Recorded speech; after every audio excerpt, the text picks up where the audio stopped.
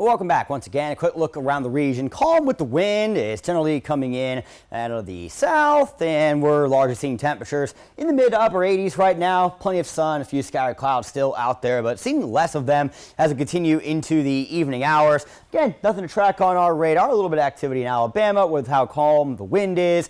We will not be seeing any of those storms transported our way. 86 our high so far today. It's 4 above the average, 82, 58. Last night, that's 3 days in a row now that we've had lows get below that 60-degree mark for us in Macon. We'll keep it in the low 80s and 70s through the supper time hours. In fact, a lot of us will still be in the low 70s as we push towards midnight, but I do think that we will again get into the upper 50s in Macon tonight because there's no change to the air mass. It's still staying very calm out there. Dew points have consistently been in the upper 50s and lower 60s throughout this week, and until we get a new air mass to transport in, likely not going to be seeing any major changes. So got a couple of upper 50s in here, McRae, Wrightsville, Macon, but most of us are probably going to be around that 60-degree mark beginning our Thursday. So we got these fronts that have been camped out to our north. They're stalled. So until we get, again, a front to move through here, you're not going to see much variation in the pattern. That's why during the summer it's usually just hot, partly cloudy with a 20% chance for storms during the afternoon,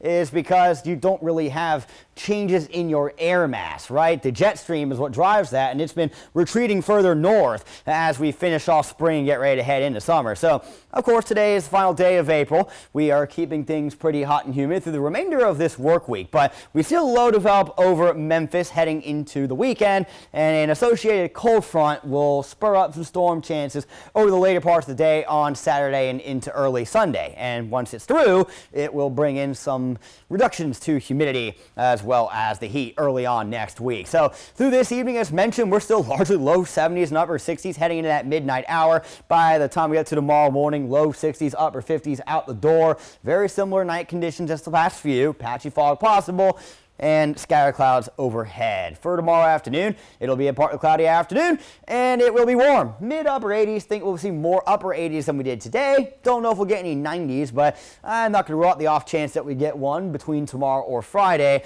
You do see, though, a bit of an uptick in the rain chances as we head into our Thursday night, and we could see the same thing on Friday. A bit of a difference, though. I think that our rain chances tomorrow a little more sporadic in nature, whereas on Friday they may be a little bit more weighted in nature. You do see a lot of these scattered storms over North Georgia Friday afternoon and evening, but not too many of those seem to get into Middle Georgia, but the chances for rain will be higher in our northern counties versus our southern counties. Lastly, as I mentioned before, if you are spending a lot of time outside in these warm and relatively sunny conditions, it's probably going to be a good idea to keep that sunscreen on hand.